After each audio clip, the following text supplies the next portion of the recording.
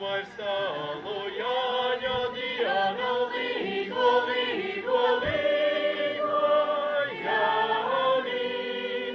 Šī dienīja, rītdienīja, līgo, līgo, līgo, Jāni. Līgo, līgo, līgo, Jāni. Mani pēc arāji līgo, visu pēc jaunas meitas līgo, līgo, līgo, Jāni. Līgo, līgo, līgo, Jāni. Jāņa diena lepni nāca, līgo, līgo, līgo, Jāni. Iesimi Jānīti, piedlīgoti, līgo, līgo. Tāda ideja sākt šo vakaru ar nelielu, tā kā gandrīz kā iepazīšanās rotaļu, bet... Tātad jums taču grāmatiņās bija teksts, ir jau visi Jāņa bērni sanākuši te. Dodamies šurien un dziedam. Ir jau visi Jāņa bērni sanākuši te. Ir jau visi Jāņa bērni sanākuši te. Ar rociņām ir taukš, taukš, kājiņām ir taukš, taukš. Labrītiņu, labrītiņu,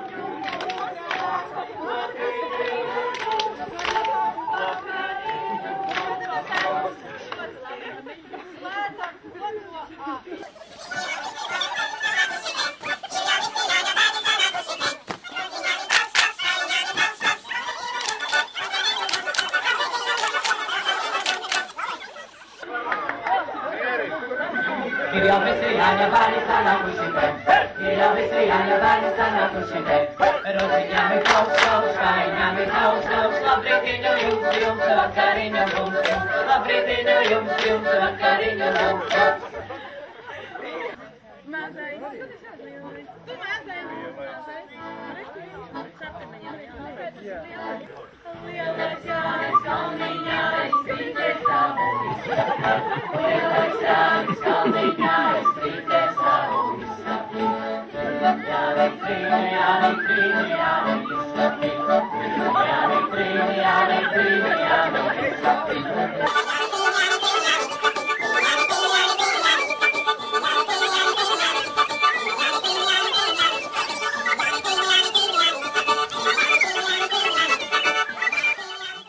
Jāņu siers apļa formā simbolizē sauli un pasauli tās veselumā. Laužot pa gabalam no siera, katrs paņem sev daļu saules spēka.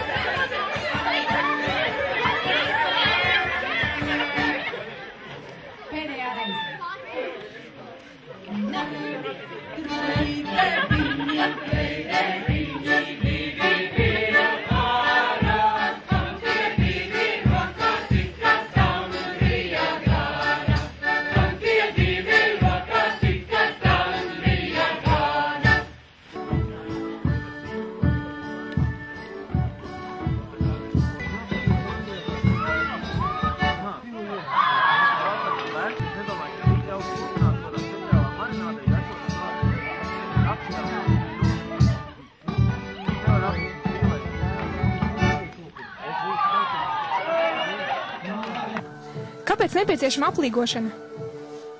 Aplīgošana tas ir tāds tā kā laimes nesējs. Es tā domāju, tas gan tikai subjektīvas domas, bet aplīgojot kādu, varbūt citreiz pajūkojot par kādu vai vēl ko drusciņu uz zobu, sanāk tā, ka tu viņam vēl laimi un it kā radi apkārt tādu gaišu un patīkamu auru. Subjektīvs viedoklis, bet tā nu es to uztveru. Zini, pirmo reizi šogad tā, bet pārējie saka, ka tas tā uz veiksmi laikam. Tas ir labas rāžas, pārticības vēlējumi, kaut kas tam līdzīgs. Bet īstenībā šodien, pateicoties mūsu bagātai dabas veltē līstkāpa Jāņiem, visvairāk aplīkošanos pelnījuši gumijas zābaki. Un, protams, arī Ļeigu svētku Latgalā maiciņas, kurš bija domāts saulainam laikam. Bet viss tika izmantots. Arī man ir apakšā, viss ir kārtībā. Aplīgošana, man liekas, tā ir sava veida goda un cieņas izrādīšana. Un arī savā veidā, lai caur jokiem izietu pie tādas patiesības un varbūt nedaudz ar ironiju norādītu uz nepadarīto. Un lai nākošais gads būtu labāk. Grūti pateikt. Nu, latviešiem laikam tā ir, kad savu dārzu es izravēju, un tad es redzu, ka kaimiņš nav izravējis, un tad tas vispār... Es jau ļoti sen zinu, ka līdz Jāņiem dārs ir jāizravē, jo tad aplīgos. Tev patīk šie svētki tautas starpā? Jā, tādēļ, ka Rīgo svētkiem ir obligāti jābūt tautas starpā, jo tie ir tautas svētki, un tādā veidā mēs arī varam just savu identitāti, savu piederību savai nacionalitātei. Cik tev ir svarīgi Jāņus svinēt tautiskajā tērpā? Man īstenībā tas ir ļoti svarīgi. Es esmu ļoti priecīga, ka es šodien esmu šitā ģērbusies. Un man liekas, tas parāda to, ka mēs mīlam Latviju. Pastāsties par savu tautisko tērpu. Tautas tērpu es esmu vienu daļu gatavojis arī pati, tie ir svārki. Nu, pasūtīju, lai man būtu personīgi, jo pārējais ir tomēr tā pielāgots. Bet ir doma, ka es tomēr gribu pagatavot pati sev tērpu līdz galam. Un īstenībā šodienos svētkos ļoti gribas tajā tērpā. Es skatos, jums ir ļoti īpašas krelles. Kur tādas var dabūt? Tās gan ir dzintari pašas lasīti, un dzintari apstrādātāji sataisīt tur tos caurumiņus, un es tad savēju tās krelles, jo man patīk neapstrādāt dzintaras, lai viņas nav nopulētas. Viņas ir dabīgi kā no jūras. Kāpēc tu šodien Jāņos uzvilcis tautisko tērpu? Gribēju to Jāņus nosvinēt tādās latviskās tradīcijās, un tāpēc arī atbraucu uz šejienu, un tāpēc man ir šis tērps, jā. Cik jums ir svarīgi svētkus Jāņus svinēt tautiskajā tērpā un noskaņā? Es esmu Jāņa veida, tāpēc man ir ļoti svarīgi svinēt Jāņus tautas tērpā. Nodemonstrējiet savu tērpu!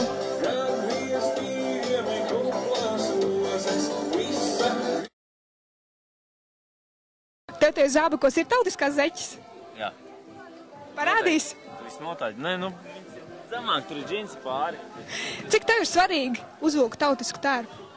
Ja viņš būtu ļoti svarīgi. Kāda ir tava mīļākā Jāņa tradīcija? Vai pat pikantākā?